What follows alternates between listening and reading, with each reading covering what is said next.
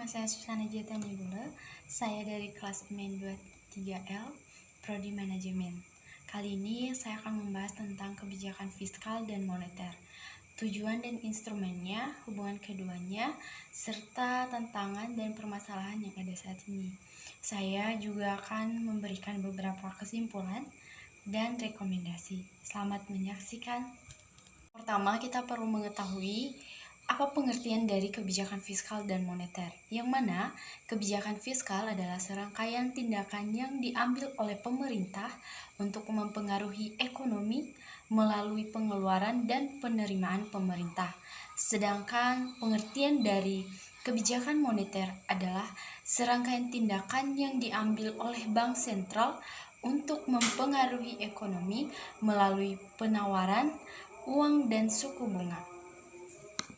Seterusnya kita membahas tentang tujuan dan instrumen dari kebijakan fiskal, yang mana tujuan dari kebijakan fiskal yaitu mencapai stabilitas ekonomi, meningkatkan pertumbuhan ekonomi, dan memenuhi tujuan distribusi pendapatan. Sedangkan instrumen kebijakan fiskal tersendiri yaitu pengeluaran pemerintah, penerimaan pajak, dan pinjaman pemerintah.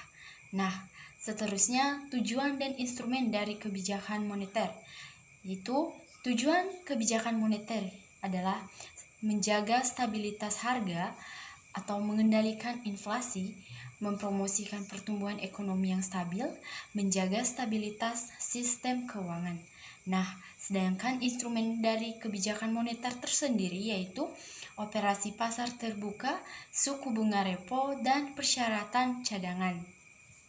Seterusnya kita membahas tentang hubungan kebijakan fiskal dan moneter, yang mana kebijakan fiskal dan moneter saling terkait dan bekerja sama untuk mencapai tujuan ekonomi yang sama, di mana kebijakan fiskal yang ekspansif dapat diimbangi dengan kebijakan moneter yang kontraktif untuk menghindari inflasi.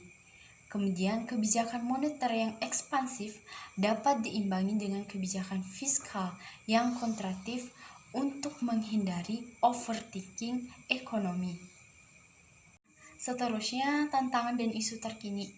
Tantangan dan isu terkini yang dihadapi kebijakan fiskal dan moneter meliputi: yang pertama, 1.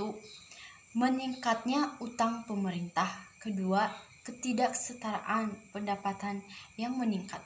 Ketiga, globalisasi dan perubahan teknologi. Keempat, ancaman terhadap stabilitas keuangan. Kini kita udah sampai pada kesimpulan, yang mana kesimpulannya adalah kebijakan fiskal dan moneter adalah alat penting untuk mengelola ekonomi dan mencapai tujuan ekonomi. Kebijakan fiskal dan moneter harus diterapkan secara efektif dan terkoordinasi untuk mencapai hasil yang baik. Penting untuk terus memantau dan mengevaluasi efektivitas kebijakan fiskal dan moneter dan membuat penyesuaian yang diperlukan sesuai kebutuhan.